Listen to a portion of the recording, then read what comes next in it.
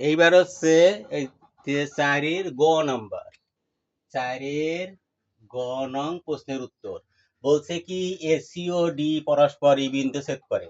তাহলে আমার SEO D, আমি এইখান থেকে চিত্র দেওয়া থাকবে, চিত্র থেকে চিত্র আনবো, চিত্র থেকে চিত্র আনলাম, আনার পরে এ আছে এইখানে, এই বি আছে এইখানে, সি আছে এখানে, ডি আছে এখানে। এ সি আর এই বি ডি বলছে পরস্পর ই বিন্দু ছেদ করে, আমি এখানে বসালাম ই, ই বিন্দুতে ছেদ করে। প্রমাণ করো যে এ ও বি কোণ। তাহলে আমার কেন্দ্র ছিল কি ও, এ ও বি কোণ, এই এ ও বি কোণ। তারপরে প্রমাণ করো যে সি ও ডি কোণ। তাহলে সি, এই সির সাথে আমি এটার এবার এই পাশে লিখি সি ও এই ডি কোণ। তাহলে এ ও বি কোণ, এ ও চিত্র যেভাবে লেখা পাবো ওইভাবে চিত্র আনবো।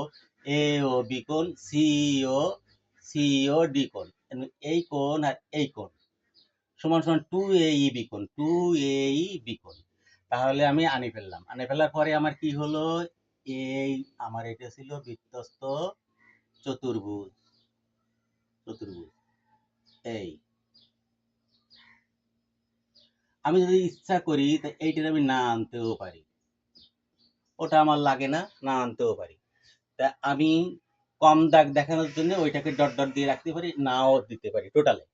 এখন আমার প্রমাণ করতে হবে এইটা। তারপর লক্ষ্য রাখতে হবে আমি কিভাবে এই এ ই বি কোণে পৌঁছাতে পারবো, এই বি কোণে পৌঁছাতে পারবো। তাহলে এ ই বি কোণে পৌঁছানোর জন্য আমি প্রথমে ধরবো এ বি চাপের উপর দণ্ডায়মান। তাহলে আমার দেওয়া আছে এটুকু আমি লিখলাম, এ সি বি ডি পরস্পর ই বিন্দুতে মিলিত হয়েছে। আমি এরকম লিখে গেলাম যে দেওয়া আছে এ সি ও বি ডি পরস্পর বি ডি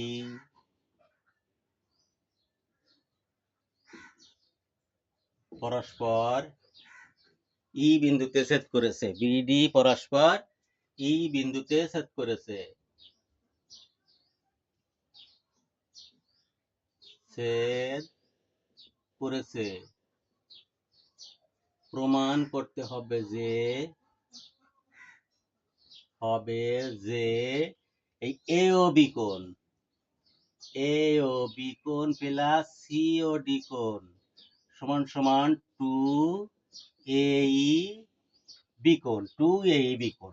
তাহলে এ ই বি কোণ এটা প্রমাণ করতে হবে। তা আমি এবার অঙ্কন আমি যদি বলি, এখন আমি চাপ ধরবো বলে অঙ্কন এ ও সি ও যোগ করে লিখতে পারতাম, কিন্তু আমার লেখা লাগতেছে না। কেন লাগছে না, আমার এ ও বি আর সি কোণ কোণে বলে দিছে। তাহলে আমি একশোটি, আমার যেহেতু হাতে সময়ও কম থাকে, আমি একশোটি প্রমাণে লিখে দেবো, প্রমাণ। তাহলে আমি প্রমাণ কি, প্রমাণ এবার কি লিখবো, প্রমাণ প্রথমে ধরবো যে আমি কিভাবে এই কোণটায় আর এই কোণটায় পৌঁছতে পারি। তাহলে এই কোণটা ধরবো এ ও বি কোণ, এ বি চাপের উপর এ ও বি কোণ। প্রমাণ ধাপ এক, ধাপ এক, এই এ বি চাপটার উপর ধরি, এ বি চাপের উপর কেন্দ্রস্থ কথাটা লিখতে পারি, না লিখলেও চলে। এ ও বি কোণ, এই সেই এ ও বি পেয়ে গেলাম, সমান সমান এটা যদি কেন্দ্রস্থ হয় তাহলে এই চাপের উপর দেখো বৃত্তস্থ এইটা পড়ে গেছে না, আমার লক্ষ্য থাকবে বি ই সি ত্রিভুজে ঢুকবো। তাহলে এ সি বি কোণ পাওয়া যায়, তাহলে এ সি বি কোণ, এ সি বি কোণ। আচ্ছা এ সি বি কোণটা পাইলাম, তা যদি পাই তা আমি লিখতে পারি না ই সি বি কোণ, এটাও লিখতে পারি, কিন্তু আমার এই কেন্দ্রস্থ কোণ এই বৃত্তস্থ কোণের দ্বিগুণ। তাহলে আমি একশোটা লিখতে পারি না, দ্বিগুণ যেহেতু হলে টু। আর এ সি বি কোণের বদলে আমি লিখতে পারি ই সি বি কোণ, একশোটা লিখে যাই, আবার নাও লিখতে পারি। তাহলে আমি যদি বোঝার সাথে লিখলাম টু এ সি বি কোণ, এ সি বি কোণ বা এ ও বি কোণ সমান সমান টু এই ই সি বি কোণ, যেটার একটা লাইন আমার কমায় দিত, সেটা দিলাম না, না কিন্তু এক সময় আমরা লিখতে পারবো, তখন কমে যাবে অটোমেটিক। এক নং সমীকরণ। তাহলে ধাপ দুই, ধাপ দুই, তাহলে এই কোণে পাইছি, এবার আমার কি দরকার সিওডি কোণ। এখানে দেখো কোশ্চেনে কি আছে, সিওডি কোণ আছে, তাহলে সিওডি কোণ তাহলে কার উপর, সিডি চাপের উপর। লিখবো সিডি চাপের উপর আবার কেন্দ্রস্থ কথাটা আনতে পারি, নাও আনতে পারি। কেন্দ্রস্থ সিওডি কোণ, তাহলে আমি সিওডি কোণ পেয়ে গেছি। সিওডি কোণ সমান সমান 2, কারণ কেন্দ্রস্থ কোণ বৃত্তস্থ কোণের দ্বিগুণ হয়, তাহলে 2 আগে বসায় রাখলাম। 2 আমি এই ত্রিভুজে ঢুকবো, তাহলে এই সিডি চাপের উপরে এই যে ডি বিন্দু থেকে ওই চলে আসছে, তাহলে ডিবিসি কোণ, ডিবিসি কোণ।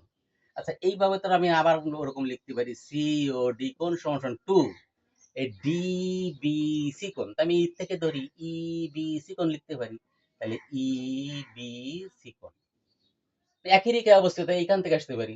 এইটা দিলাম 2 নং সমীকরণ। এইবার সমীকরণ 1 আর 2 যোগ করি। ধাপ 3, সমীকরণ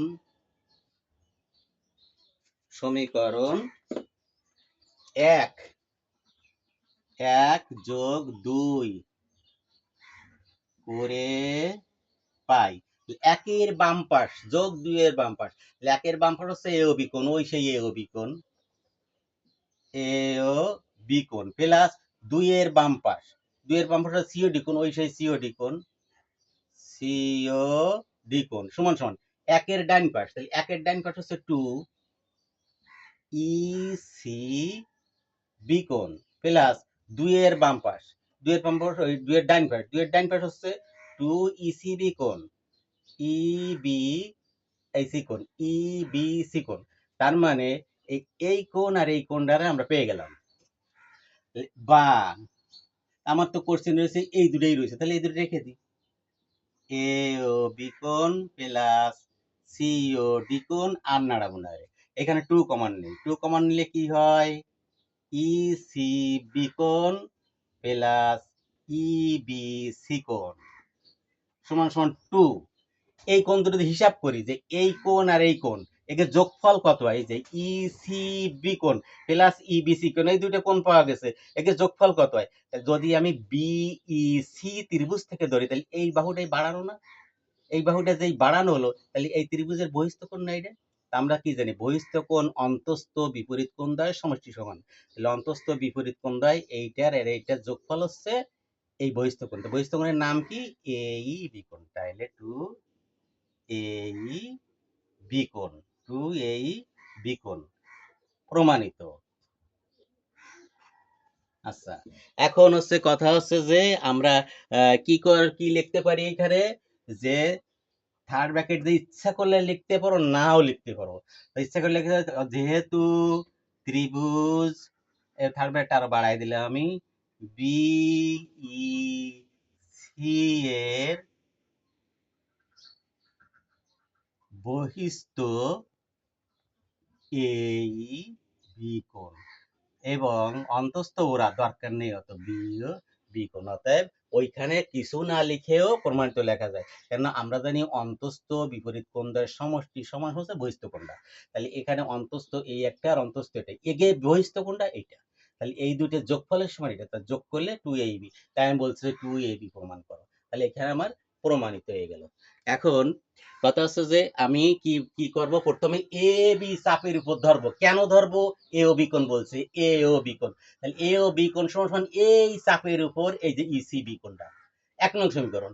আবার ধরবো কি সিওডি কোণ, কেন সিডি চাপের উপর ধরবো, সিওডি কোণ বলছে, তাহলে সিওডি কোণ, তাহলে এইটার পরে সিওডি কোণ হচ্ছে আমার কেন্দ্রস্থ, আর এর বৃত্ত হচ্ছে এইখান থেকে চলে আসছে এই পর্যন্ত, তাহলে ইসিবি কোণ এইটার সমান, এইটার দ্বিগুণ না, তাহলে এইটা সবসময় কেন্দ্রস্থ কোণ বৃত্তস্থ কোণ দ্বিগুণ হয়, তাহলে আমি সমীকরণের 2 দিলাম, তাহলে 2 এর দিলে সমীকরণ 1 আর 2 যোগ করে পাবো এই 1 এর বাম পাশ, এক কই এই 1 এর বাম পাশ যোগ 2 এর বাম পাশ সমান সমান 1 এর ডান পাশ যোগ 2 এর ডান পাশ, তো 1 এর বাম পাশ যোগ আর 1 এর বাম পাশ আর 2 এর বাম পাশ দিলে আমার বাম পক্ষ হয়ে গেছে।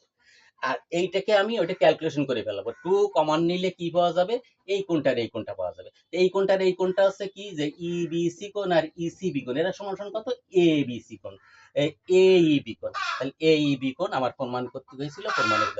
প্রমাণটা সহজভাবে কয়েকবার লিখলে আরো ক্লিয়ার হয়ে যাবে, প্রমাণিত। এই প্রশ্নটা সবসময় এসএসসি পরীক্ষায়, এইচএসসি পরীক্ষায়, 9 থেকে 10 উঠতে, 10 থেকে টেস্ট পরীক্ষা, প্রি টেস্ট পরীক্ষা সবখানে এটা খুবই গুরুত্বপূর্ণ, এবং এটা ভাঙা আসরে অক্ষর পাল্টায় সব জায়গায় আসে।